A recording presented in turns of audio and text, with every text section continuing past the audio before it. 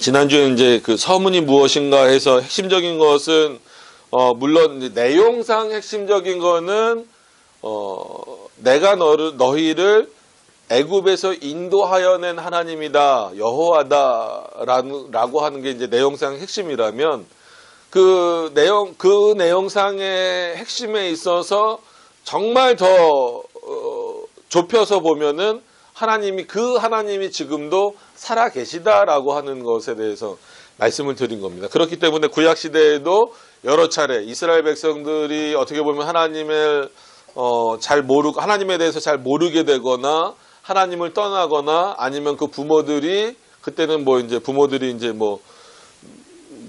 도제식 교육이라 그래야 되나요? 이렇게 그 자녀들을 가르치는 방식이었으니까 그렇게 자녀들을 잘 가르치지 못해서 그 출애굽 사건을 잊어버리고 하나님을 잊어버릴 때마다 하나님께서 친히 선지자들의 입을 통하여서 아니면 여러 가지 방식들을 통하여서 강조하셨던 내용이 너희 조상 이스라엘을 애굽에서 인도하여 낸 여호와라, 이 표현을 자주 반복하셨던 그 의미에 대해서 이제 말씀을 드렸습니다. 그것은 하나님이 지금도 살아계시다라고 하는 의미가 더 핵심적으로 드러난다라고 하는 겁니다. 지금도 마찬가지로 그러면 우리가 십계명을 그냥 신학자들이 영원한 도덕법으로 정해놨기 때문에 지킨다, 이런 개념은 아니다라는 거예요. 그러니까는 분명히 하나님이 시민법도 또 의식법도 하나님이 살아계실 때 다 주신 거란 말이에요. 그러니까 하나님 돌아가신 적은 없지만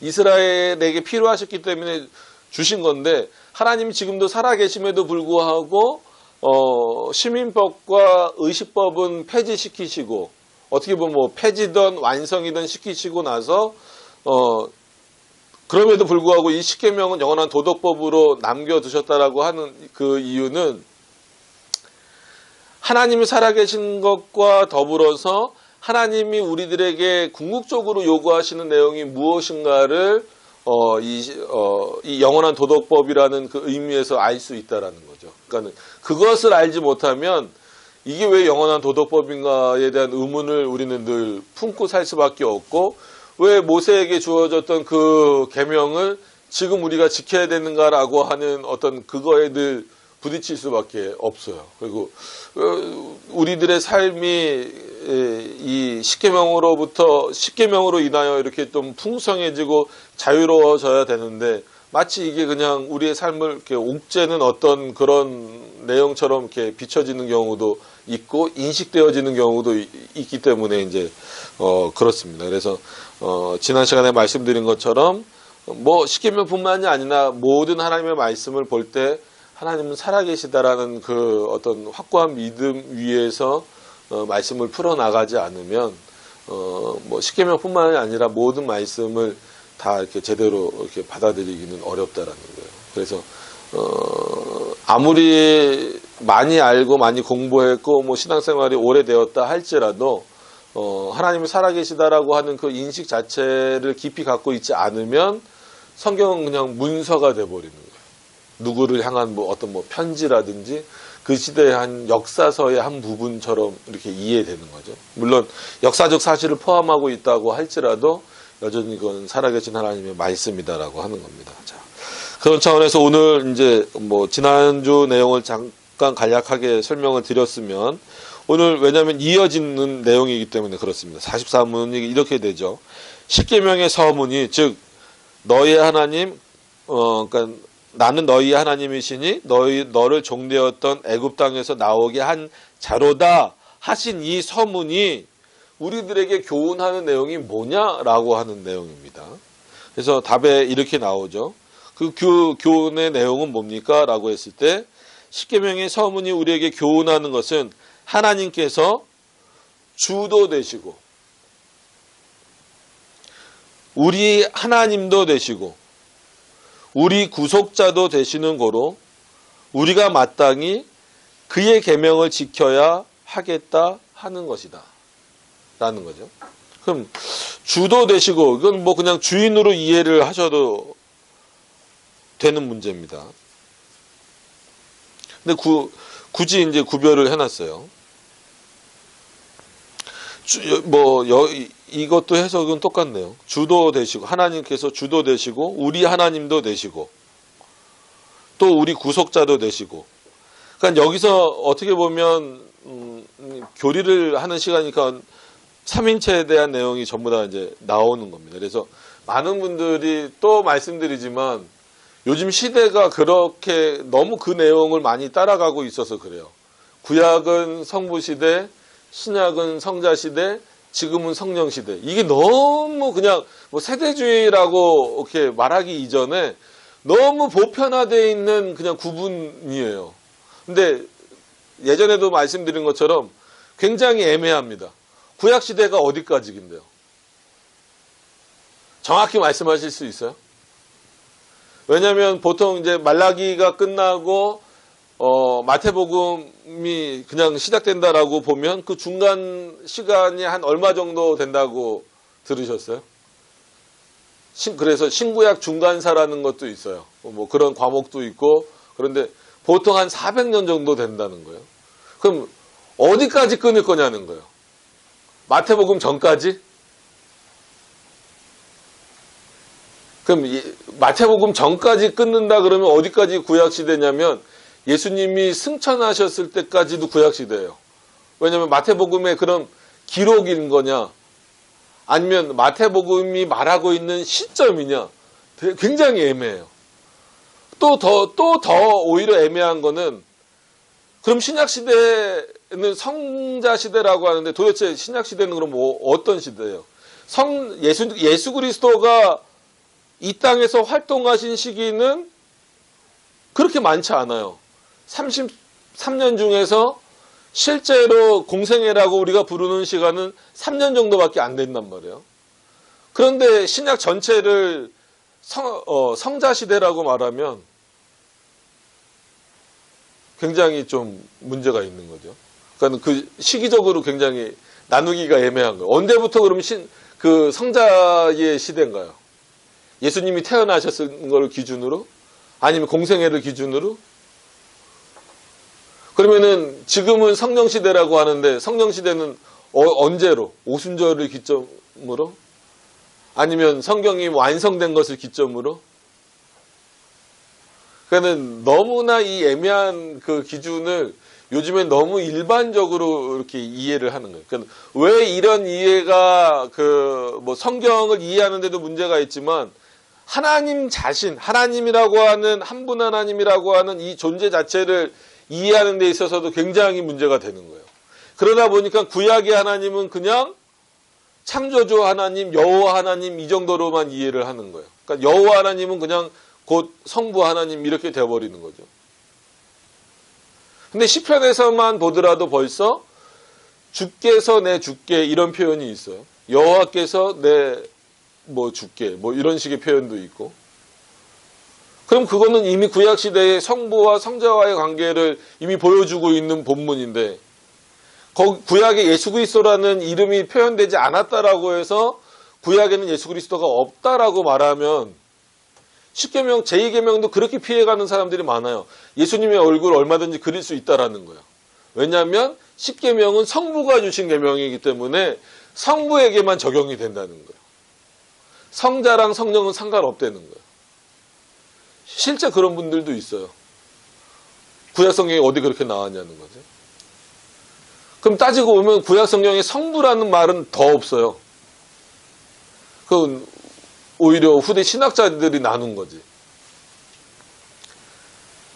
그러니까 삼위일체가 전부 다, 그래서 삼위일체를 이해할 때 그 두 가지 방식이 있어요. 계시를 이해하는 방식과 비슷한 방식입니다. 그래서 계시의 점진성, 보통 말하면 계시가 이렇게 씨앗 형태로 있다가 점점 이렇게 성장한다. 이런 형태죠. 계시가 이렇게 처음에는 씨앗 형태로 이렇게 돼서 나무가 자라듯이 점점 이렇게 발전하다가 예수 그리스도가 오시면서 정점에서 이렇게 딱 해서 이제 계시가 종결되는 방식으로, 이걸 이제 보통 계시의 점진성이라고 말하는데, 삼위일체도 이런 식으로 이해하는 경우가 많아요. 그래서 경륜적 삼위일체 이런 표현을 많이 씁니다. 그래서 우리가 경제를 영어로 하면은 이코노미라고 부르잖아요. 근데 그게 이제 어원을 더 따져서 들어가면 헬라어에서는 그 오이코노미아 그래서 경륜입니다. 경륜. 어떤 일을 해나가는 그런 거예요. 그러다 보니까 삼위일체 하나님도 마치 이렇게 시대별로 씨앗 형태로 있기 때문에 시대별로 나타나서 이 뒤에서 그러니까 이 뒤의 시점, 지금 현재 시점에서 돌이켜 보니까 하나님이 삼위일체로 존재하셨구나. 그러나 성경상에서는 경륜적으로 점점 성부가 먼저 나타나고 그 다음에 성자가 나타나고 그 다음에 성령이 나타나는 방식이구나라고 이해하는 경우가 이게 경륜적 삼위일체론이에요. 그러니까는 점진적 계시의 점진성하고 좀 비슷하죠. 이게 이제 성경신학적 조직신학 뭐 이런 거를 하는 분들이 주로 이제 이제 주장하는 차원이에요. 근데 우리는 계시는 어느 시대나 똑같다라는 거예요. 왜? 주시는 자가 한 분 하나님, 즉 삼위일체 한 분 하나님이시기 때문에. 그래서 이것도 보통 실체의 통일성, 뭐 통일적 경륜 뭐 이런 식으로 표현을 합니다. 그래서 우리는 어느 시대나 우리가 봤을 때 돌이켜 보니까 하나님이 삼위일체더라가 아니라 하나님은 원래부터 삼위일체로 계셨다라는 거예요. 그러니까 이게 이제 그 뭐 실체 통일성이라든지 뭐 이렇게 표현을 하는 겁니다. 그래서 일부러 제가 쓰진 않는데 그냥 그러니까는 에센티아의 어떤 그 본질적인 개념으로 그 이해를 할 때 통일적이냐 경륜적이냐 뭐 이제 그런 의미들을 좀 하는데 여기서 그런 걸 다 쓰기는 그렇고요. 좀 보시면서 하시죠. 그러니까 왜 그러냐면 자 보세요. 십계명의 서문이 우리에게 교훈하는 것은 하나님께서 그럼 이 하나님은 뭐로 봐야 될까요? 하나님께서 주도 되시고 옆에 친히 그 한자도 나와 있잖아요. 이게 무슨 주자인가요? 주인 되신다라는 그 주자잖아요. 주인도 되시고 우리 하나님 그러면은 이 컴마이기 때문에 이어지는 거예요. 그죠? 그 문장 그 구조를 아시죠? 그럼 우리 하나님께서 우리 하나님도 되시고 또 그 다음이 이제 중요한 거죠. 우리의 뭐도 되신다? 구속자도 되신다. 그 누가? 아까 맨 처음에 표현되고 있는 하나님께서가. 그러니까 주인도 되시고, 그러니까 하나님께서 주인도 되시고, 우리의 하나님도 되시고, 우리의 구속자도 되신다. 이게 탁 들어오셔야 되는 거예요. 근데 이게 쉽게 잘 안 들어오는 경우가 많아요. 우리의 구속자는 누구예요? 아니, 오늘 이건 봤으니까 그렇고, 평상시에 우리의 구주는 누굽니까? 우리의 구속주는 누굽니까? 그러면 대부분 사람들이 뭐라고 그냥 쉽게 딱 나오는 게 뭐예요? 예수님. 그게 틀려야 맞아요. 맞는 거죠. 근데 그거를 그거를 모르기 때문에 소위문답에서 이렇게 표현하진 않았을 거란 말이에요. 알고 있음에도 불구하고 그분이 하나님이시라는 것을 강조하기 위함이기도 하지만 동시에 십계명의 서문에서 얻을 수 있는 유익에서 이 부분을 언급하는 거예요. 그러면 구속주라고 했을 때 이거를 단순히 애굽에서 인도하여 낸 고기에만 제한하는 구속주라고 이해해서는 안 된단 말이에요. 그러면 우리의 실제 구원을 이루신 분은 누구예요? 예수 그리스도시지만 성부도 우리의 구속주입니까? 아닙니까? 구속주예요.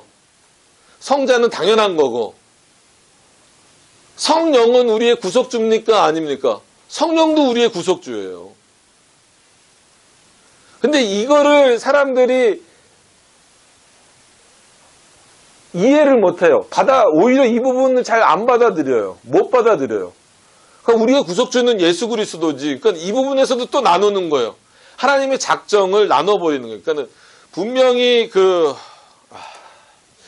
이게 죄송합니다. 이거를 최대한 제가 그건 안 쓰려고 그러는데, 이게 컨실리움이라는 단어거든요. 그런데 왜 그러냐면, 또 어떻게 나누냐면, 성부는 구원에 대해서 보통 이렇게 이해를 해요. 성부는 구원을 계획하신 분. 성자는 구원을 이루신 분. 성령은 구원을, 그 예수께서 이루신 구원을 적용하시는 분. 그러면 세 위격이 일이 나눠져 버려요. 그러니까 이거는 대표성의 원리, 그 위격이 고유성의 원리로 칼빈도 돌리고 돌리기는 하지만, 근데 분명한 것은 이거를 작정 안에서 이렇게 나눠버리면 안 된다는 거예요.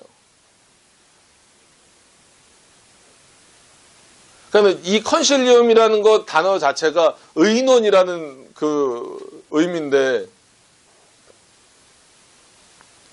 이거를 그냥 디스커션, 지금 우리가 이렇게 회의하다라는 의미처럼 해석을 해버리면 진짜 새 위격, 죄송합니다.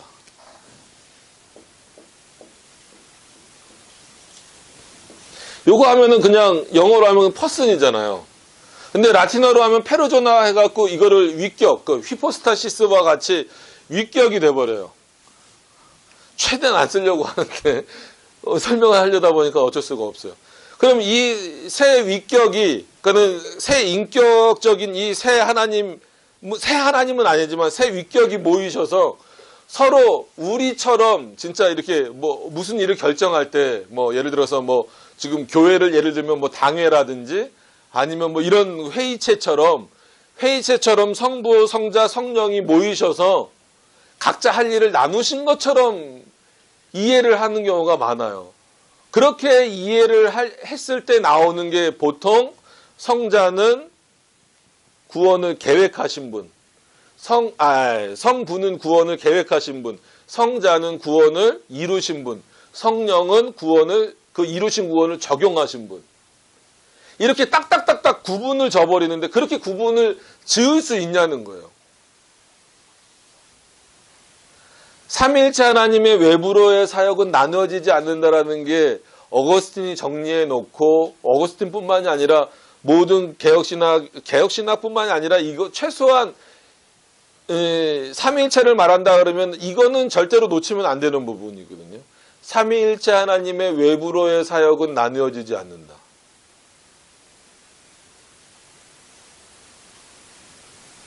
이거는 거의 외우고 계셔야 되는 문장이에요.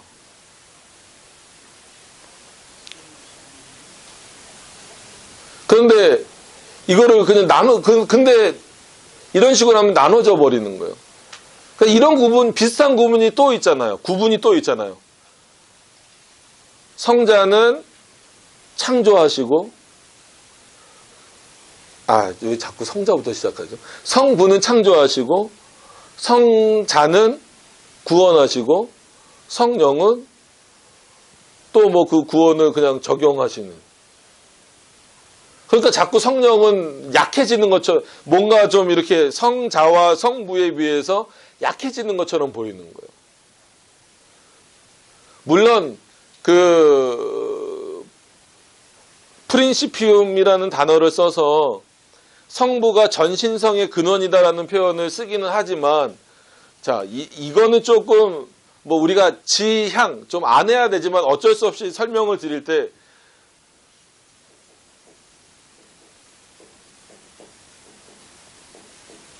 만약에 이거를 부등호로 표현한다 그러면 부등호 아시죠?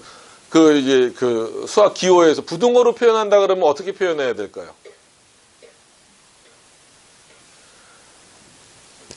이렇게 표현해야 되죠. 이것도 어쩔 수 없이 그냥 설명을 드리고, 근데 대부분 솔직한 얘기로 교회를 오래 다니셨거나 했거나 이거를 잘 모르는 분들한테 물어보면 대부분 어떻게 부등호 그릴까요? 이렇게 그리죠. 이렇게. 왠지 성자는 성부보다 작을 것 같아요. 왜? 아버지와 아들의 관계라니까. 어떻게 아버지와 아들의 관계인데 아버지와 아들이 동일할 수가 있어?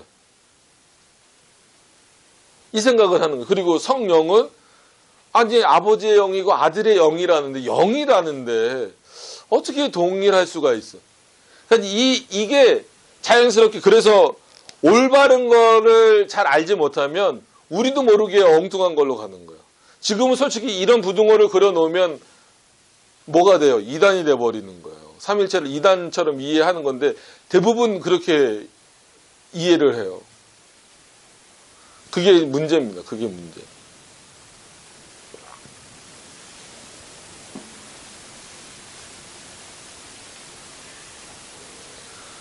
너도 문제다. 견뎌봐, 아들. 그래서 왜 이거를 그냥 뭐 굳이 표현하자면 이렇게 표현하냐면 성부, 성자, 성령은 어떤 본질입니까? 동일 본질. 이게 삼위일체론에서도 해야 되지만 여기서 나오기 때문에 다시 한 번 더 말씀을 드리는 거예요. 동일 본질. 이렇게 만약에 부등호로 어떤 식으로든지 표현이 되면 그거는 유사 본질이에요. 그럼 이 안에 여러 가지 이단이 다 들어올 수 있어요. 성부와 성령은 비슷하지만 다르다. 뭐 영광의 측면이 다르든 뭐 하는 일이 다르든 뭐가 다 다르다. 이렇게 돼버리면 유사 본질이에요. 그래서 이게 이오타 논쟁이라는 게 있어요. 헬라어에서 이게 이오타거든요. 아이가 아닙니다. 이오타 논쟁. 그래서 호모 뭐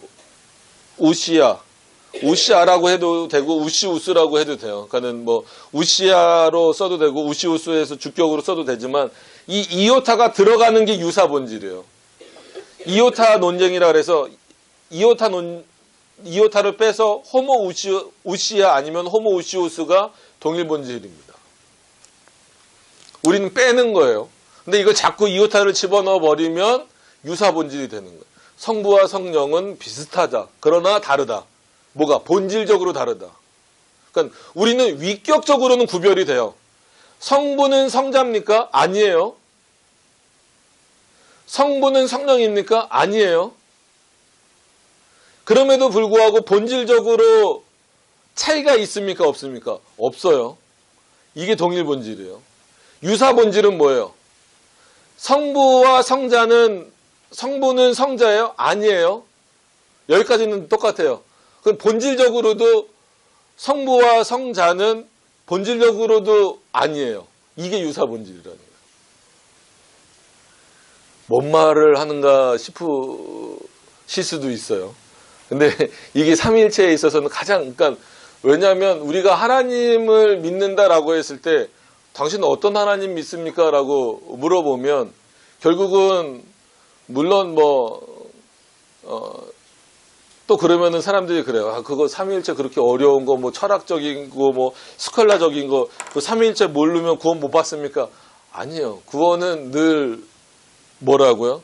하나님의 주권적인 문제이기 때문에 구원과는 상관없어요. 그래서 맞아요. 삼위일체 몰라도 우리가 구원받는 데는 문제는 없어요. 그럼에도 불구하고 우리가 하나님에 대해서 감히 설명을 할 때 최소한 정리되어져 있는 내용만큼은 이해를 하고 있어야 성경을 오해되지 않게 볼 수 있다라는. 그래서 우리가 이 교리를 공부하는 거예요.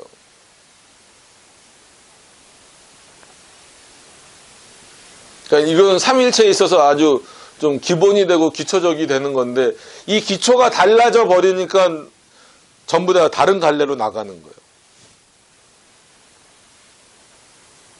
그러니까 오늘 본문, 오늘 이런 내용 같은 경우는 삼위일체의 통일성 아니면 설명하기가 어려워요. 그러니까 위격의 고유성도 당연히 있지만 삼위일체 하나님이 한 분이시다라고 하는 그것은 설명되기가 어려워요.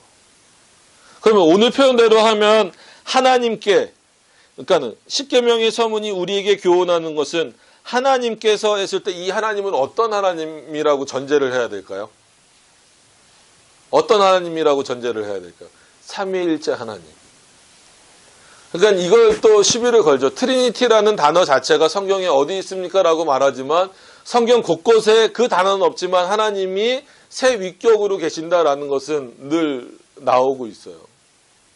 그 일일이 그걸 다 지금 이 시간에 삼일체를 하는 시간도 아닌데 찾아드릴 수는 없고. 발톱에 때 빼는 거야? 그거라도 빼면서 참어, 졸음을. 아픔을 가지고 참는 거야. 그럼 그 삼위일체께서, 삼위일체 하나님께서 우리의 주인도 되시고, 그럼 여기에는 주인도 되신다라는 개념에는 모두 들어가는 거예요. 창조의 개념도 다 들어가는 거예요. 그러니까 이사야서에도 나오고 시편에도 나오는 것처럼 너가 나를 알기 전에 내가 먼저 너를 어떻게 했다? 너의 어미의 배에서부터 내가 너를 조성했다라는 거예요. 그러니까 우리의 과학적인 사고로 이성적 사고로는 사람은 어떻게 태어나요? 진짜 그 난자와 정자가 만나서 인간이 되는 거잖아요. 그러니까 영혼의 문제를 떠나서 영혼이 어떻게 들어오느냐. 그러니까는 이 복제하는 그 사람들이 왜 인간 복제에 계속 실패하는 이유가 뭐냐면 동물은 많이 복제해 내잖아요. 근데 인간 복제가 어려운 것은 법적으로 줄기세포나 이런 것들 연구하는 거를 금지시켜 놓기도 했지만 그 연구 단계에서 보면 외부로부터 들어오는 단백질이 있대요. 특별히 인간은. 그래서 단순히 난자와 정자가 만나서 그걸 이제 보통생육법이라고 그 소위름담에서는 표현을 하잖아요. 그렇게 태어나는데 거기에 마치 외부에서 들어오는 것과 같은 그러한 물질, 이게 해결이 안 되니까 인간 복제가 아직도 성공이 안 되는 거예요. 앞으로도 이건 성공이 안 될 가능성이 훨씬 많죠. 그건 하나님의 영역이라고 봐야 되니까.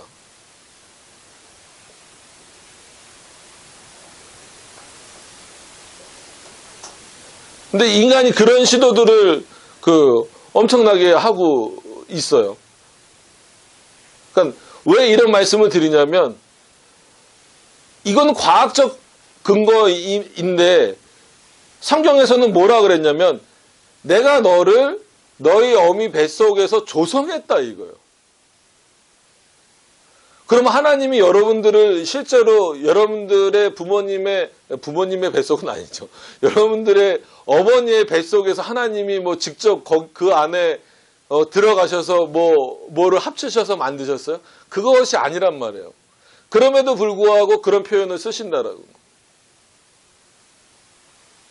그러니까 우리의 주인 되신다라는 개념 자체를 어디까지 끌고 올라가냐면 단순한 창조 개념 정도가 아니라 우리의 존재 자체의 시작이 누구로부터 나오느냐라고 했을 때 하나님으로부터 창조되었다라는 거예요.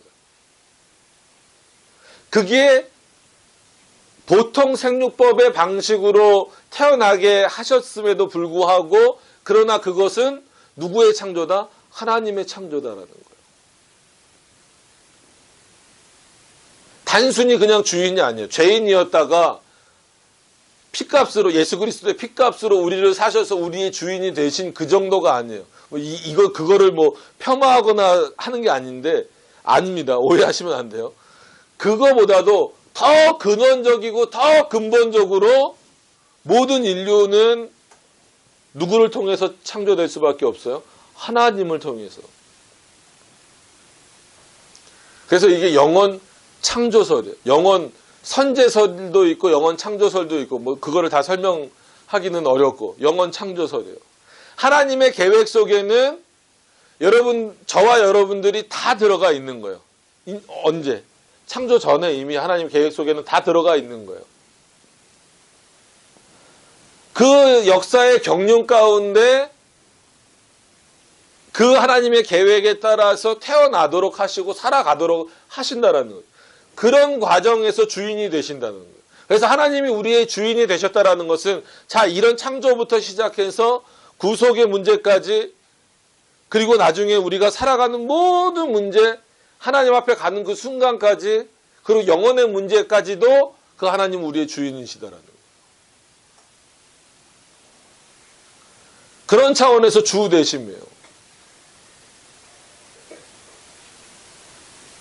그러니까 하나님과 우리와 얼마나 밀접한 관계에 있습니까? 라고 하면 그 우주보다도 크신 하나님이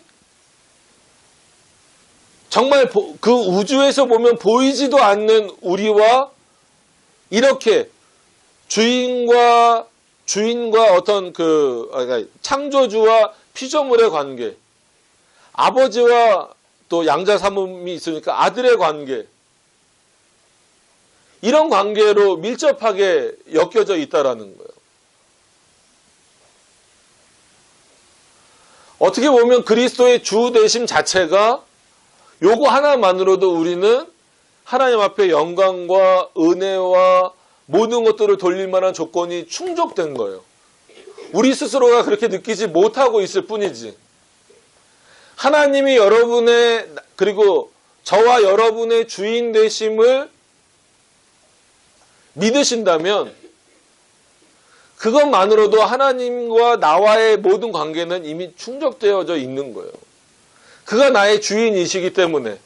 물론 모든 인류가 그로부터 창조되었음에도 불구하고 하나님이 자기 백성을, 즉 택하신 자들을 구원해 나가시는 그 주권적인 역사, 주인으로서의 주권적인 역사를 해 나가시잖아요.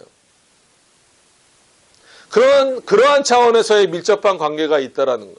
물론 버리시는 자들도 하나님과 관계가 있지만 우리와 같은 밀접한 관계는 아니란 말이에요. 우리가 하나님 앞에 예배드리고 우리가 하나님 앞에 나와야 되는 것이 당연한 일인 것은 여러분 복받기 위해서 나오는 게 아니에요. 잘되기 위해서 나오는 게 아니에요. 그가 우리의 주인이 되셨기 때문이에요. 그가 우리의 주인이시기 때문이에요. 마땅히 당연히 우리는 그로부터 오는 게 아무것도 없어도, 근데 아무것도 없다라고 표현하지만 이미 우리는 엄청난 것을 받고 있는 거예요. 그죠? 그가 만들어 놓으신 이 세계 안에, 그래서 저는 창세기 많은 목사님들이 다 그렇게 설교하시겠죠. 창조의 부분에 있어서 인간을 맨 마지막에 창조하셨다라는 것 자체가 저는 엄청난 은혜예요. 그죠? 여러분, 낮과 밤이 나눠지기 전에, 아니면 그 궁창이 있는 그때 여러분들을 창조한 건 아니죠. 아담을 창조하셨으면 아담은 어떻게 살아요? 네? 궁창 어디로 떨어질 줄 알고.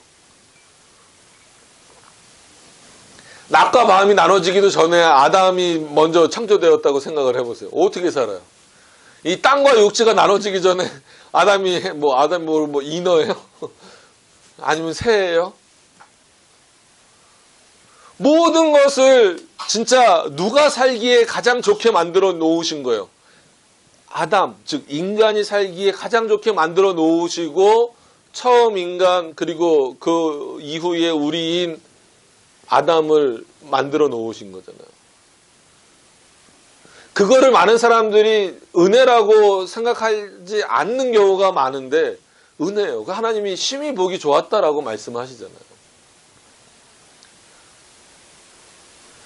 여러 번 말씀드렸던 것 같지만 여러분들이 지금도 살고 있는 것은 여러분들의 능력이라고 생각하면 안 돼요.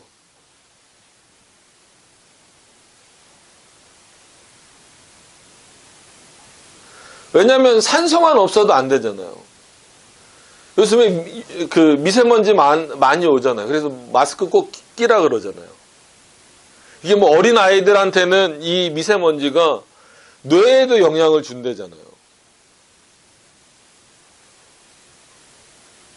우리의 능력으로 살 수 있는 게 아무것도 없어요. 한마디로 산소도 없으면 안 되고 먹을 만한 능력도 없으면 안 돼요. 저도 요양원이나 이런데 그 신방을 예전에 이제 부교육자로 있을 때 많이 다녀봤지만 아무리 좋은 음식 있어도 못 드시는 분들 많아요. 먹을 능력이 상실되면 먹고 싶어도 먹고 싶을 뭐가 있어요. 그분들도 의지는 있단 말이에요. 그럼에도 불구하고 먹을 만한 능력이 상실된 거예요. 그 다음부터는 의지 갖고 안 되는 거예요. 그러니까 콧줄 끼는 거죠. 그걸로 먹는 거죠.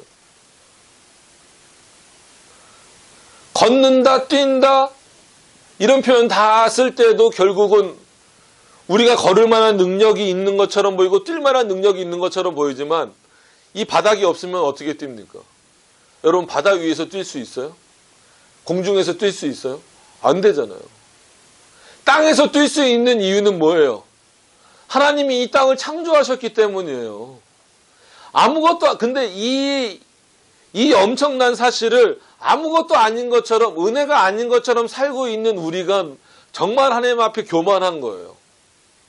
우리는 지금 당장 눈앞에 뭔가 닥쳐오는 문제들이 해결되는 게 하나님의 놀라운 역사처럼 보이지만 우리가 오늘 아침에 일어나서 숨을 쉬고 음식을 먹을 수 있고 뭐 걸어오든 차를 타고 오든 예배를 드릴 수 있도록 올 수 있게 된 것 자체가 엄청난 은혜라는 것을 우리는 못 느끼는 거예요. 그러니까 하나님 뭘 주실 겁니까? 이미 주신 게 엄청 많은데. 그가 주인 되시기 때문에 우리에게 주신 게 너무 많아요. 그러니까 여기는 일반 은총과 특별 은총이 다 있는 거죠. 비가 그리스도인들 머리 위에만 내리지 않잖아요. 햇빛이 그리스도인들 머리 위에만 내리쬐지는 않잖아요. 이렇게 일반적으로 하나님이 창조해 놓으신 그 창조 질서 안에서 보편적으로 택자나 유기자나 다 누리는 것이 있으면서 그러면서 동시에 또 그것과는 구별되어서 특별하게 자신의 백성들에게만 그 주인 되심으로써 주시는 은혜들이 있잖아요. 그게 뭐예요? 말씀을 깨닫게 하시는 은혜. 이게 아무것도 아닌 것 같지만 이거 엄청난 은혜입니다. 여러분 성경이 믿어지십니까? 이거는 여러분들 능력이 아니에요. 하나님이 여러분들의 마음 가운데 역사하셔서 여러분들의 마음을 열어주시지 않으면 성경 안 믿어집니다. 여러분 홍해가 갈라졌다는 게 믿어지세요? 과학적으로 설명이 돼요? 맨날 그러잖아요. 과학적으로 설명해봐라. 이성적으로 설명해봐라. 그러니까 인간의 한계 안에서 그것을 설명을 하려니까 결국은 성경을 파기하는 내용으로 갈 수밖에 없잖아요. 오병이어 얘기했던 것처럼 뭐 서로 어린애가 내놓으니까 서로 막 감동받아서 다 내놨다. 네? 홍해도 뭐 이렇게 갈대밭을 지난 거다. 네? 예수님이 바다를 걸어오신 것도 바다가 아니라 저기 이렇게 그 지평선 거기를 걷는 것을 보니까 마치 바다를 걷는 것처럼 보였다. 이렇게밖에 설명을 할 수밖에 없는 거예요.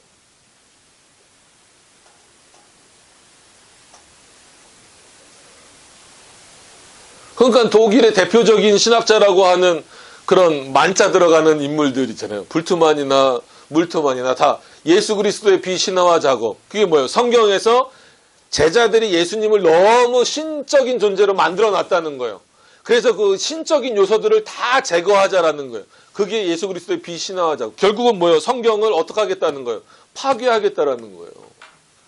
그러면은 그 신학자들이 실력이 부족합니까? 아니에요. 우리보다 더 모든 면에서 실력이 뛰어나면 뛰어났지.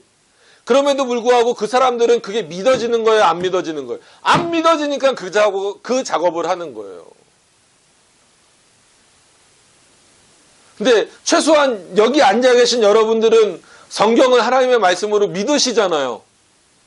그건 여러분들의 능력이 아니에요. 하나님께서 여러분들에게 주신 은혜지. 그게 바로 성경이 나로 하여금 내가 이 성경을 믿게 되었다라고 하는 것 자체가 하나님이 나의 주인 되심을 깨닫게 되는 한 가지 방편일 수 있다라는 거죠.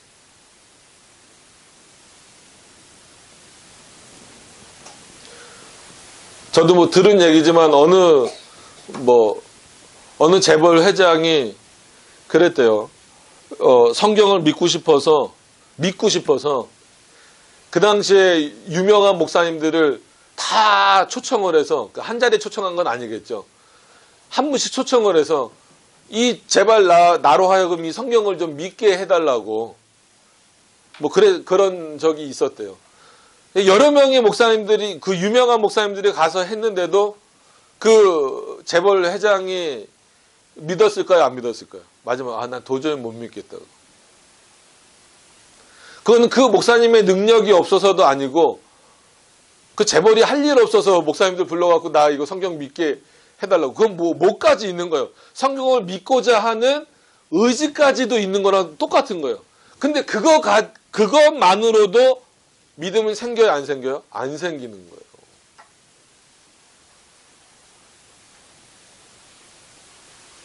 그러니까 성경이 믿어진다라고 하는 것, 성경이 하나님의 말씀으로 1.1획도 그 거짓된 없는, 오류 없는 하나님의 말씀으로 믿어진다는 것 자체가 하나님의 엄청난 은혜고 나의 주인 되심의 표징이라고 하는 것 자체를 우리는 잊어버리고 살 때가 너무 많아요.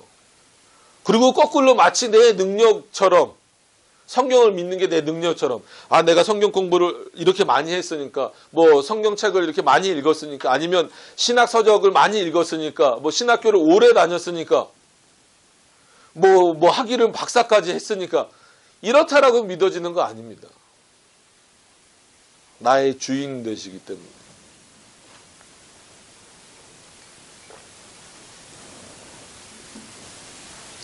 그래서 그냥 많은 사람들이 아무것도 아닌 것처럼 넘어가는 이 한 문장이 우리 삶을 바꿔놓을 수 있는 문장이 되기도 한다라는 거예요. 여러분, 우리의 주인은 하나님이십니다. 그걸 반드시 기억을 하셔야 돼요. 그렇기 때문에 그에게 순종할 의무가 있는 거예요. 뭐 요즘에 뭐 그리스도의 능동적 순종, 그거 뭐 이런 것 때문에 참 페이스북에서 엄청 논쟁이 많이 벌어지는데,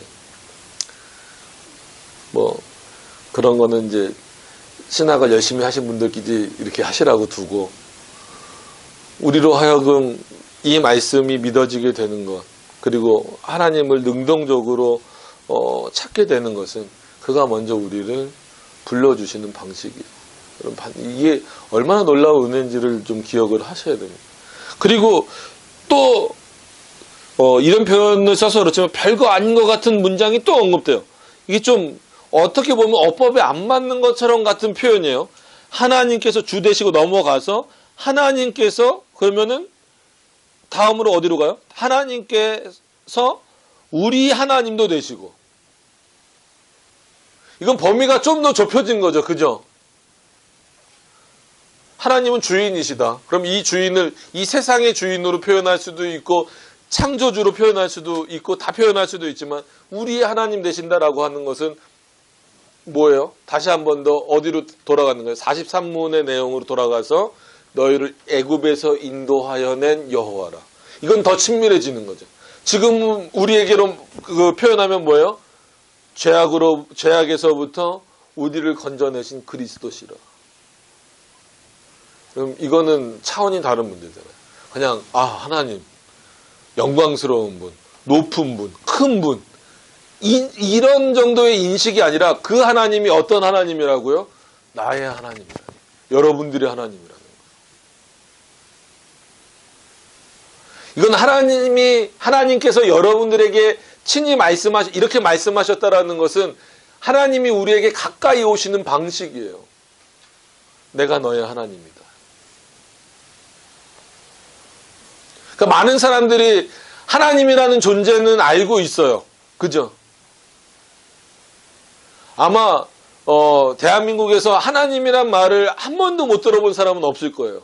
예수님이라는 말을 한 번도 못 들은 사람은 없을 거예요. 성령님이라는 말을 한 번도 못 들은 사람은 없을 거예요. 그죠? 그럼에도 불구하고 그 하나님이 나의 하나님이 되신다라고 믿는 사람들은 과연 얼마나 되냐는 거예요. 통계학적으로 보더라도 4분의 1밖에 안 돼요. 어떻게 보면 많은 것 같지만 어떻게 보면 상당히 적은 거예요.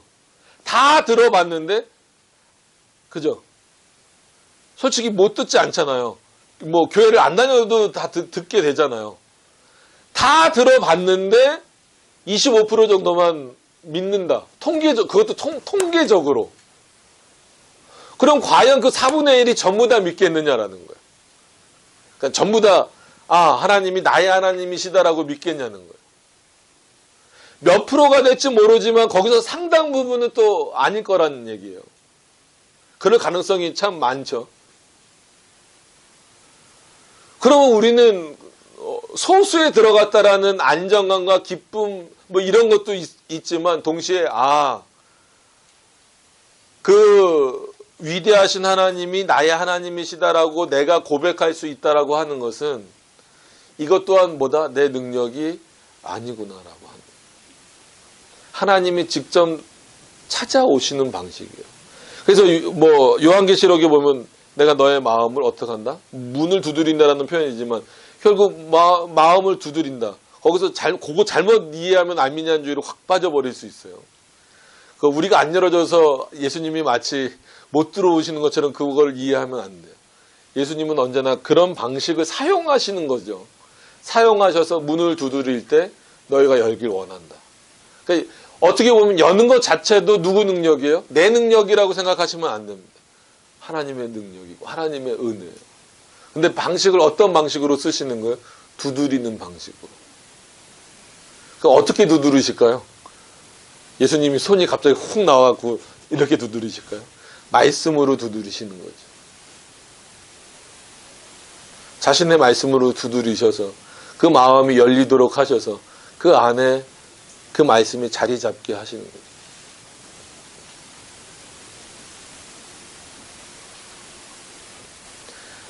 하나님에 대해서 모르는 사람 없습니다. 분명히 아셔야 돼요. 왜냐하면 TV만 보더라도 뭐 부활절은 저기 한다고 치더라도 성탄절만 되면 벌써 일단 아기 예수라는 표현까지라도 무조건 나오잖아요. 듣기 싫던 좋던 어쨌거나 듣게 돼 있잖아요. 근데 들었다라고 해서 믿는 거 아니란 말이에요. 그럼 성경에서 믿음은 어디서 난다? 들음으로 난다라는 의미가 뭔가를 깨닫게 되는 거죠. 이 귀가 아니구나. 이 귀로는 우리나라 5천만 명이라고 그러는데 이 5천만 명이 다 들었어요. 그죠? 지구에서도 의도적으로 그 말을 못 쓰게 하는 뭐 이슬람 국가라든지 아니면 아주 철저한 불교 국가라든지 이런 국가 외에는 이런 귀로서는 다 들었어요.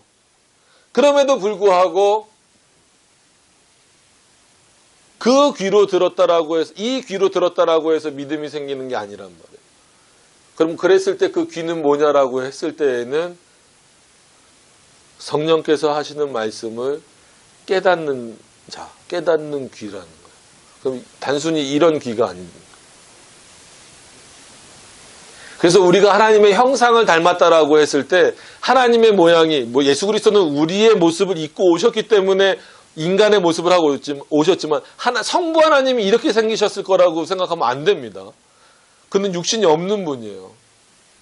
늘 말씀드리지만 귀에 대한 아이디어, 즉 듣는 것에 대한 아이디어와 이렇게 숨을 쉰다라는 코에 대한 아이디어와 먹고 말한다라는 입에 대한 아이디어를 누가 갖고 계신 거예요? 하나님이 갖고 계신, 성부도 갖고 계시고 성자도 갖고 계시고 성령도 갖고 계신 것뿐이지 그가 이런 모습으로 계시는 건 아니란 말이에요.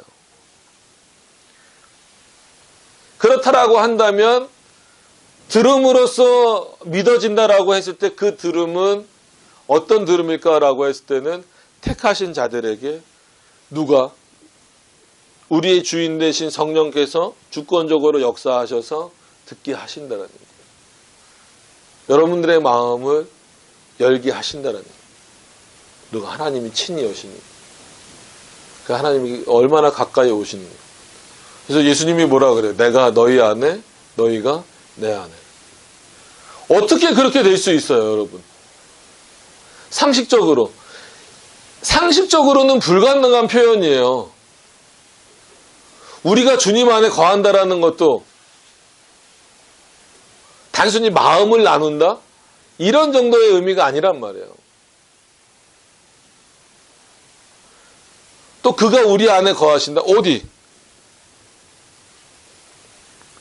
이걸 자꾸 그려놓으니까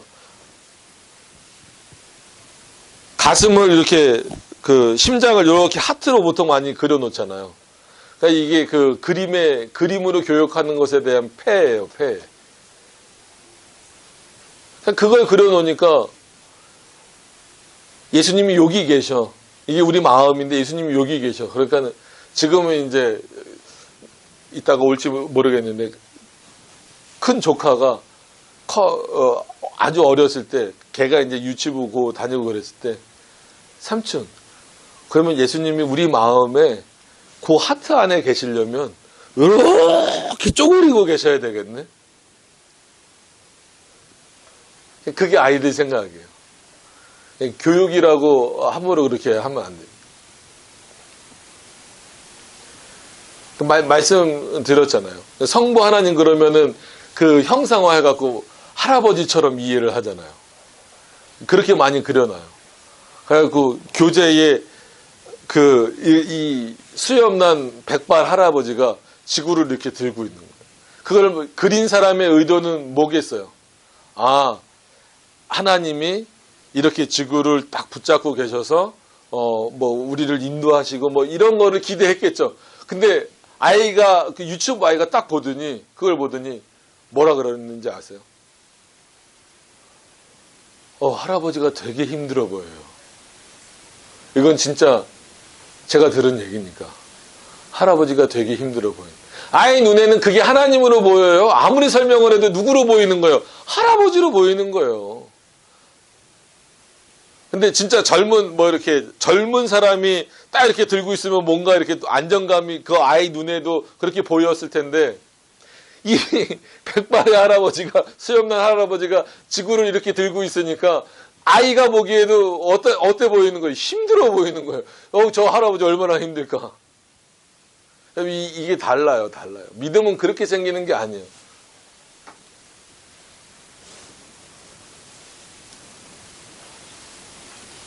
그래서 저는 이 소요리문답의 구조가 왜 이렇게 마치 바로 1문으로 시작해서 들어가도 되는데 39문부터 44문까지 이 십계명 1문을 들어가기 전에 이렇게 많은 부분을 할애해서 설명하는 이유가 분명히 있다고 보는 거예요.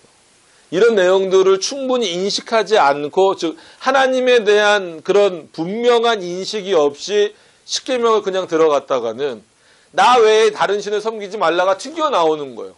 왜 그래야 되냐는 거죠. 다음 주에 할 거지만 나 외에 다른 신을 섬기지 말라가 제1계명이잖아요. 왜 그래야 됩니까? 라고 반문할 때 뭐라고 답하실 거예요?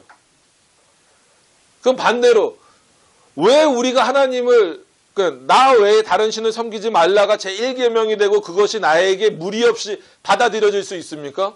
그분이 나의 창조주이시고 그분이 나의 주인이시고 그분이 나를 조성하신 분이고 그분이 나의 하나님이시고 그분이 나를 죄로부터 건져내신 분이고 그분이 나를 하나님의 나라로 인도하실 분이고 하나님의 나라에서도 그분만 만날 거니까.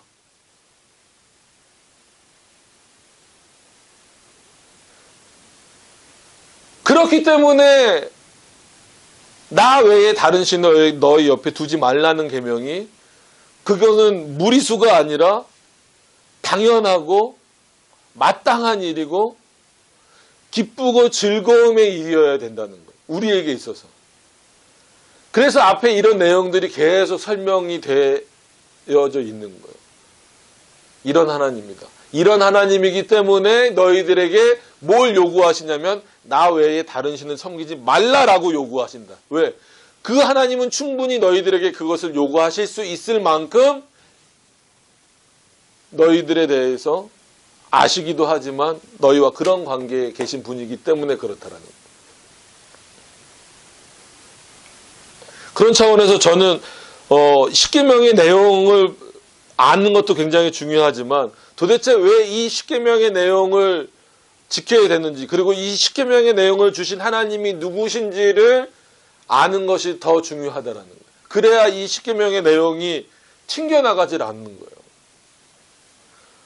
뭐 예를 들어서 4계명의 안식일을 거룩히 지켜. 아니 왜 그래야 됩니까? 일주일 하루 뭐 요즘에 이제 주 5일 근무제를 많이 해서 뭐 토요일 날도 쉬지만 아니 일주일에 하루 쉬는 건데 좀 그 나위에서 좀 쉬면 안 됩니까?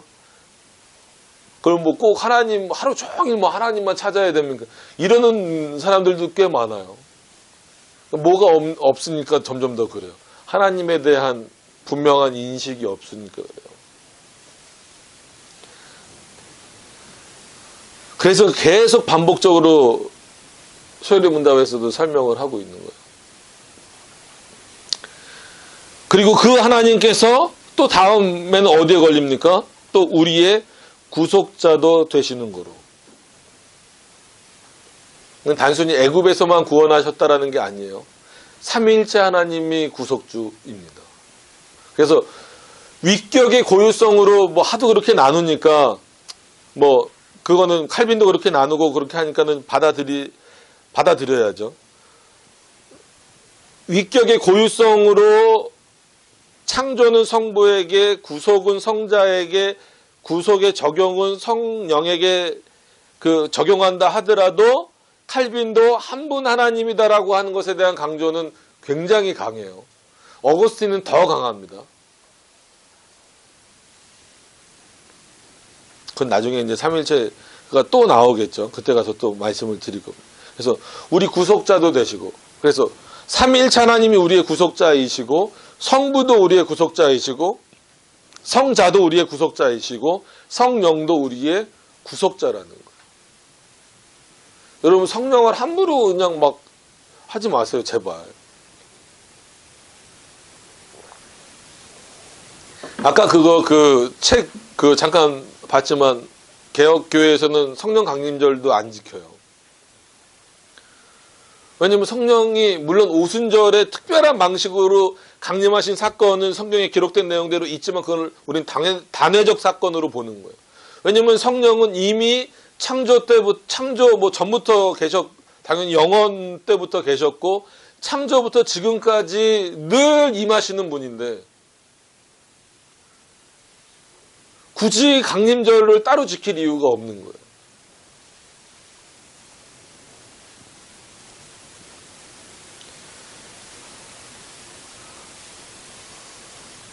성령 받으라는 말도 그렇고. 자, 구속자도 되시는 고로 우리가 마땅히 그의 계명을 지켜야 하겠다 하는 것이다. 이게 교훈이에요. 그러니까 애굽에서 인도하여 낸 여호와다라고 하는 것이 핵심이에요. 근데 이 핵심을 가지고 십계명을 지켜야 되는 데 있어서 도대체 그럼 이게 우리에게 주는 교훈이 뭐냐? 이걸 어떻게 이해하고 해석해야만 우리가 이 십계명을 잘 지킬 수 있느냐라고 했을 때에는 그 인도하여 내신 하나님이 누구냐로 가야 되는 거예요.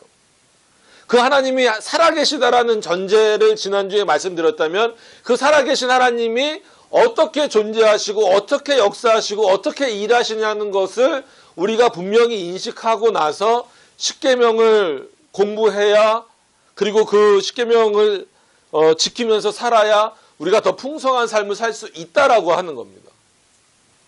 그러니까 이 부분을 놓치지 않으셨으면 좋겠어요. 그래서 많은 또 분들이 십계명 같은 경우를 그냥 구약의 계명처럼 그러니까 십계명을 지켜서 구원받은 적은 한 번도 없었습니다. 그러니까 오해를 많이 해요. 구약은 십계명을 지켜서 구원을 받았고 우리는 예수 그리스도를 믿어서 구원을 받는다. 그럼 구원의 방식이 달라져 버리는 거예요. 큰일 납니다. 그렇게 말하면. 그럼 하나님이 변하시는 게 되는 거예요. 모세도 율법을 지켜서 구원받는 게 아닙니다. 모세도 누구를 통해서 구원받았어요? 예수 그리스도를 통해서. 분명히 기억을 하셔야 돼요. 우리도 율법을 지켜서 구원받는 겁니까? 아닙니다. 예수 그리스도를 통해서 구원받는 거예요. 그럼에도 불구하고 이 십계명은 마땅히 그리고 반드시 기쁨과 즐거움으로 지켜야 되는 거예요. 왜? 구원받기 위해서? 아닙니다. 구원받은 자답게 살기 위해서. 여러분, 한 번 받은 구원은 영원하다라는, 그리고 한 번 받은 구원은 취소될 수 없다라고 하는 신앙을 갖고 있는 사람과 한 번 받은 구원은 취소될 수 있다라고 생각하는 사람과 어떻게 달라질까요?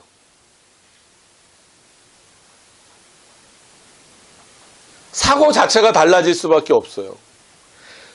한 번 받은 구원은 영원한 구원이고 그거는 탈락되지 않고 오히려 그렇기 때문에 하나님을 더 잘 섬겨야 된다라는 그 사고 속에 사는 사람들은 하나님 앞에 나아가는 게 기쁘고 즐거울 수밖에 없어요. 때로는 뭐 힘들고 어렵고 죄 짓는 건 당연한 것임에도 불구하고 그것 때문에 지옥에 가지 않는다라는 그 믿음과 확신이 있다라고 한다면 오히려 더 하나님 앞에 회개하게 되고 더 내 자신을 돌이켜보게 되고 더 주님께로 가까이 가게 되는 거예요.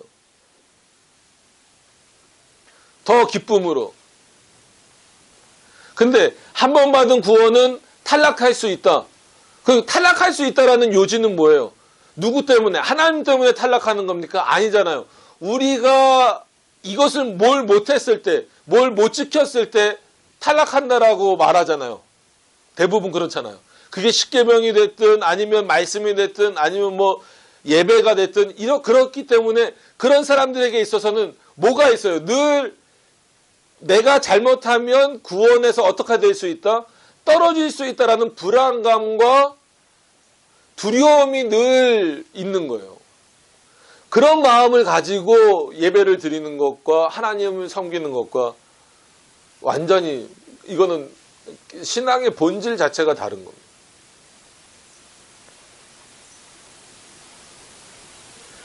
그럼 그 신앙은 발전하기보다는 내가 구원에서 탈락하지 않기 위해서 애쓸 수밖에 없어요. 평생.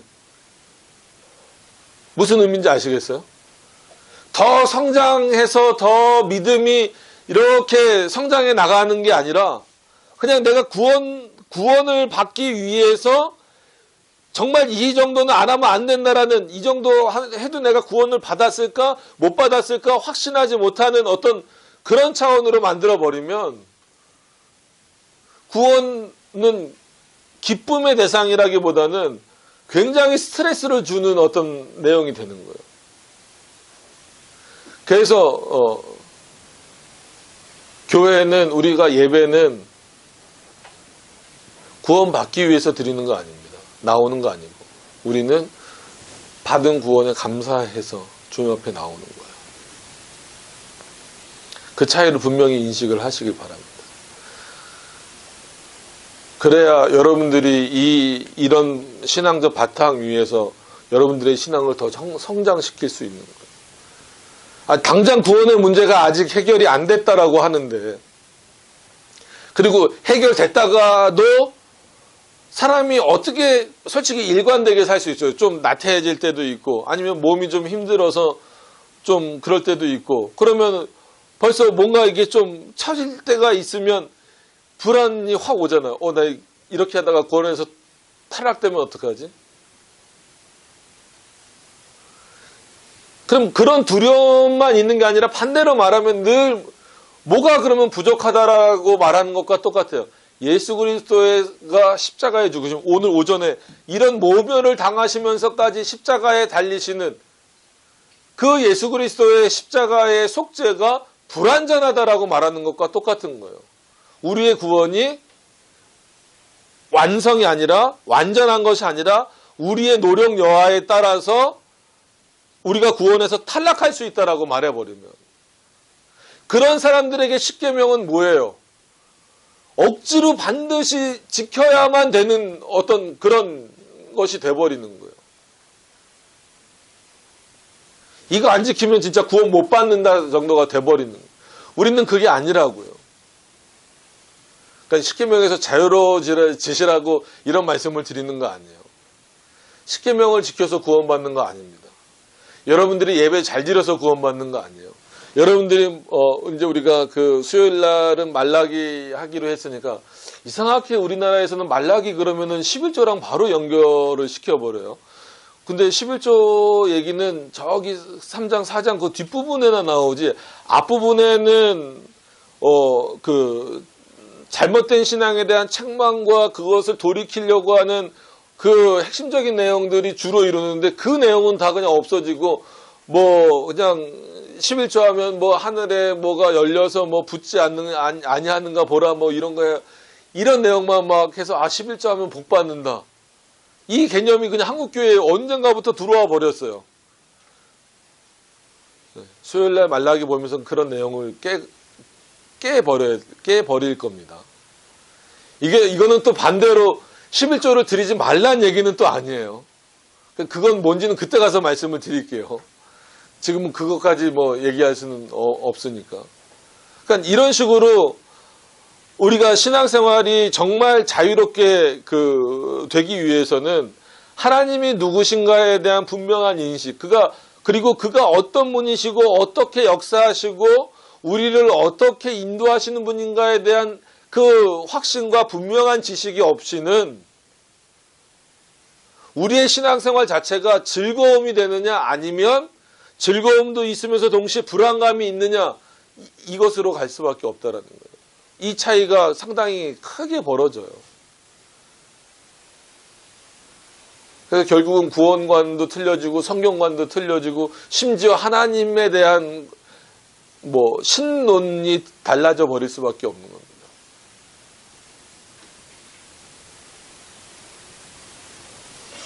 그래서 뭐 이거를 이렇게 보여드리면 제가 전도사 때부터 이렇게 쓴 거예요.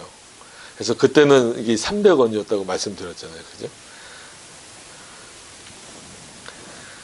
그래서 저도 간단하게 적어 놓은 게 그게 44문에 이렇게 적어요. 우리에게도 적용된다. 왜냐면 늘 이런 걸 하면 이제 주로 이제 청년들이나 학생들한테 많이 했죠. 하다 보면 질문이 그 구약에 벌써 뭐 한 5, 6천년 전에 주어진 건데 그게 지금 우리랑 무슨 상관이 있습니까? 라는 게 거의 공통된 질문이에요. 그래서 아예 이렇게 적어놨어요. 그건 우리에게 아주 밀접한 거다. 늘 말하지만 이 모세가 다 죽었어도 그 하나님이 살아계시기 때문에 살아계셔서 뭐라고 부르시냐? 저는 이게 교훈이지만 우리에게는 정말 은혜의 내용. 그렇기 때문에 이걸 은혜로 묶어놓지 않으면 마땅히가 굉장히 부담스러워요. 뒷부분에. 그러니까 우리가 그렇기 때문에 그가 하나님께서 우리의 주도 되시고 우리의 하나님도 되시고 우리의 구속주가 된다라는 것 자체가 은혜로 여러분들이 받아들이시지 않으면 그 뒤에 나오는 그 내용이 그렇기 때문에 우리가 마땅히 그의 계명, 즉 10계명을 지켜야 된다라고 했을 때 이 마땅히가 굉장히 부담스럽게 다가올 수밖에 없다라는 거예요. 그러니까 앞에 내용이 주도 되시고 하나님도 되시고 우리의 구속자도 되신다라는 그 내용 자체가 여러분들에게 정말로 믿음으로 다가오고 믿음으로 깊이 새겨지고 확신되지 않으면 이 마땅이란 표현 자체가 굉장히 부담스러워진다는 거예요. 그런데 우리는 이 마땅이란 표현이 부담스러워지면 안 돼요.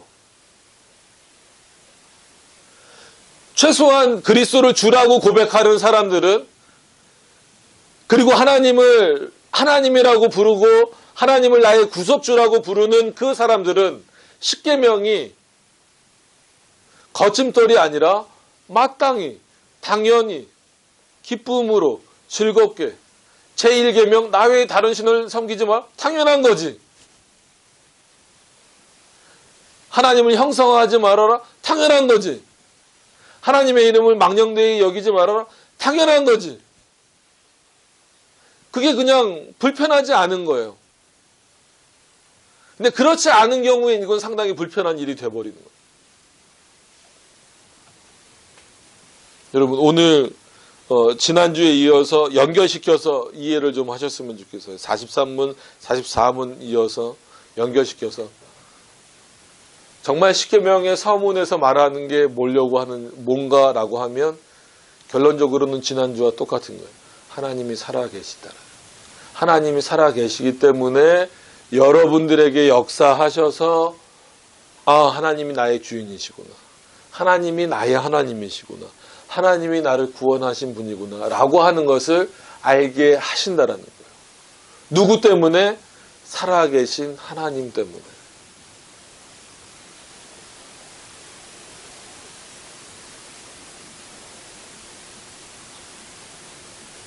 여러분 반드시 기억을 하시길 바랍니다. 그래서 뭐 오후건 오전이건 좀 피곤하실 수도 있어요. 이렇게 물론 뭐 설교가 엄청 길어야 또 무조건 되는 건 아니지만 요즘에는 하도 이렇게 막 짧게 하는 거가 익숙해져 있다가 이렇게 어쨌거나 1시간 넘어가는 설교를 들으시면 힘드실 수도 있는데, 힘드시면 그냥 조금 눈을 붙이세요. 붙이시다가 이렇게 딱 해서 들으실 때 뭔가 번쩍하는 게 또 있으면 또 그게 하나님의 또 은혜가 될 수 있으니까. 어떻게 보면 하나님의 말씀이 양식이라고 했기 때문에 하나님의 말씀은 늘 여러분들이 먹으셔야 돼요. 영의 양식이라 그러잖아요. 그러면은 이 주일날 뭐 1시간 조금 넘게 듣는 그거 가지고 살아가기에는 솔직히 부족합니다. 그래서 여러분들이 이렇게 주일날 들은 말씀을 늘 이렇게 이렇게 되새김하는 것도 상당히 중요하고, 개인적으로 여러분들의 어떤 그 경건 생활을 위해서 뭐 성경을 보신다든지 신앙 서적을 보신다든지, 그게 늘 말씀드리지만 뭐 칼날이 되거나 아니면 여러분들의 교만거리가 되거나 그런 차원이 아니라 정말 여러분들의 신앙생활을 돕는 차원에서, 그리고 여러분들의 신앙을 성장시키는 도구로서 하나님이 쓰시는 거예요. 그러니까 하나님 우리에게 은혜를 어떻게 주시냐는 거예요. 은혜의 방식이 뭡니까? 말씀 선포잖아요. 설교잖아요. 설교. 예배에 있어서 가장 중요한 게 그럼 뭘까요? 설교예요. 근데 어느 순간부터 예배에 있어서 가장 중요하다라고 여겨지는 게 점점 다른 데로 옮겨가요. 뭐 찬양이라든지. 찬양은 솔직한 얘기로 은혜의 수단은 아닙니다. 그래서 막 저도 이렇게 그 마이크 없이, 이제는 요게 생겼는데도 버릇이 생겨서 버릇이 돼서 크게 막 하다 보니까 목소리가 막 걸걸해졌는데, 나름 부교육자 하면서 찬양 인도를 10몇 년을 넘게 했어요. 안 믿겨지시는 것 같은데, 안 믿겨지는 거를 믿는 게 믿음입니다. 네? 근데 이렇게 보면 찬양 인도할 때 보면 요구사항들이 그거예요. 조금 더 이렇게 좀 이렇게 뭐라 그럴까요? 이렇게 좀 분위기를 좀 이렇게 띄워달라고.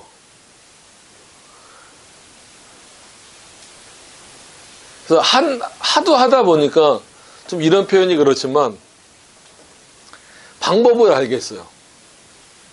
어떻게 하면 뭐 청년부든 학생부든 한마디로 진짜 좀 이런 표현은 그렇지만 막 붕붕붕 뛰어다니게 할 수 있다라는 거를 알겠어요.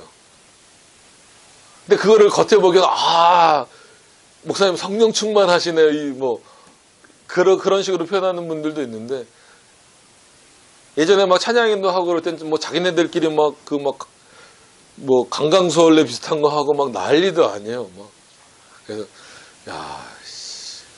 이건 뭐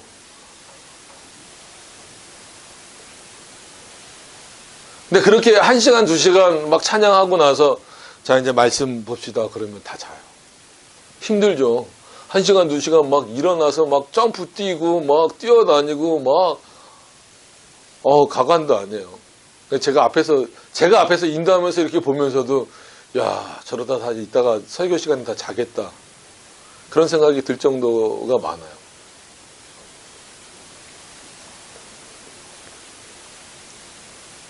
그렇다고 찬양이 나쁘다는 건 아니지만 그런 식으로 자꾸 이렇게 뭔가가 좀 뺏겨가는 듯한 느낌이 들어요. 예배를 뭐 예를 들어서 1시간 드리면 1시간 안에 끝내줘야 되는 경우가 많아요. 이렇게 좀 교회가 오히려 커져서 막 몇 부 예배씩 드릴 때는 최소한 1시간 안에 다 끝내줘야 되는데, 그 안에 벌써 뭐 성가대도 있어야죠, 대표 기도도 있어야죠, 뭐 그 다음에 뭐예요? 뭐 번건 찬송도 있어야죠. 뭐 교회마다 또 다르지만 뭐 특성도 있어야죠. 뭐도 있어야죠. 막 이러다 보면 시간을 막 분단위도 쪼개다 보면 진짜 25분, 30분 이렇게밖에 안 나와요. 그래서 어느 교회 보면 이렇게 교회 안에 그걸 뭐라 그러죠? 스탑워치인가? 그런 게 있어요. 그걸 탁 눌러놓고 하는 거예요. 그러니까는 25분이면 25분, 30분이면 30분을 딱 맞춰놓고 딱 눌러서 이제 시작을 하는 거예요. 그 안에 끝나야 다른 순서가, 그거 넘어가 버리면 벌써 이렇게 얘기가 들어와요. 목사님, 설교가 길어서 다른 순서를 못했다는 거예요. 아니면 다른 순서가 지장을 받는다는 거예요. 그리고 이제 뭐 무슨 행사 같은 거 이렇게 할 때 보면은 다른 행사들을 많이 해야 되니까 오늘은 설교를 뭐 10분만 해주세요. 설교를 10분 해갖고 뭐가 될까? 그러니까는 예배라고 사람들이 모여 있긴 한데 하나님의 말씀을 듣는 것보다는 자기네들끼리 그냥 흥에 넘쳐서 뭘 하는 거를 더 좋아하는 시대가 점점 되고 있다라는 거예요.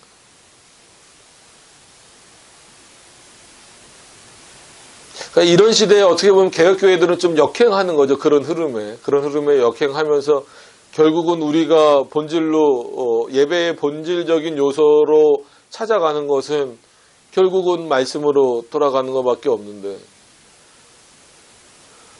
성경을 한 구절 볼 때도 그렇고 교리의 내용을 한 구절 우리가 좀 이해하는 부분들에 있어서도 10분, 20분 갖고는 솔직한 얘기로 어려워요. 이걸 그냥 한번 읽고 넘어가면은 뭐 10분, 20분 만에 할 수도 있어요. 뭐 어떤 목사님들은 예배 전에 소요리 문답을 잠깐 10분 동안 하고 예배를 시작을 하신대요. 그래서 참 능력이 대단하시구나. 10분 만에 어떻게 이거를 설명을 할 수 있을까? 그분만의 노하우가 있겠죠. 그걸 뭐라 그러는 게 아니라 그냥 제 입장에서 대단해 보여서 이걸 어떻게 10분 만에 설명을 하고 넘어갈 수 있을까? 그런 생각이 듭니다.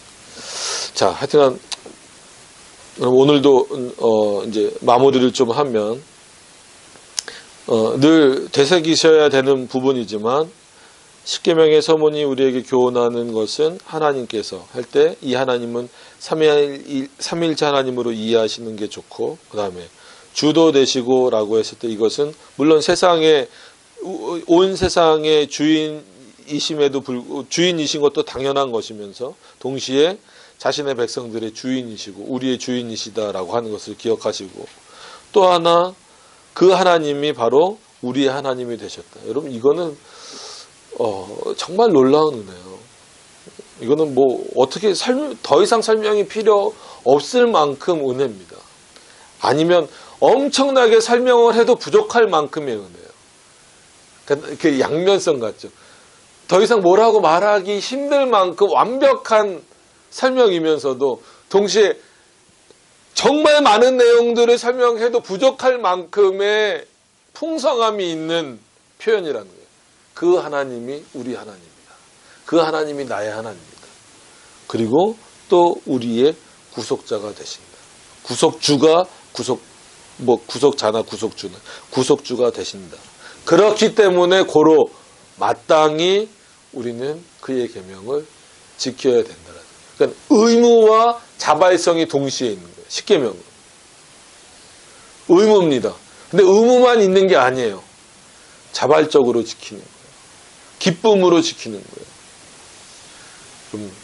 그런 차원에서 우리가 다음 주부터 이제 십계명 뭐 다 아시겠지만 아시는 내용을 다시 반복해서 우리가 볼 거지만 이 내용을 통하여서 정말 여러분들의 어떤 그 신앙 생활의 부분들이 더 성장되고 더 견고해지셨으면 좋겠어요. 우리에게 주신 이 십계명을 통하여서. 그래서 그 칼빈의 십계명 설교만 해도 이렇게 두껍습니다. 이만하고 두꺼워요. 저는 칼빈 정도로 하진 않잖아요. 이만큼 두꺼워요. 그거 보면서, 근데 그걸 보면서 그냥 한 문장 한 문장이, 그냥 다 은혜였어요.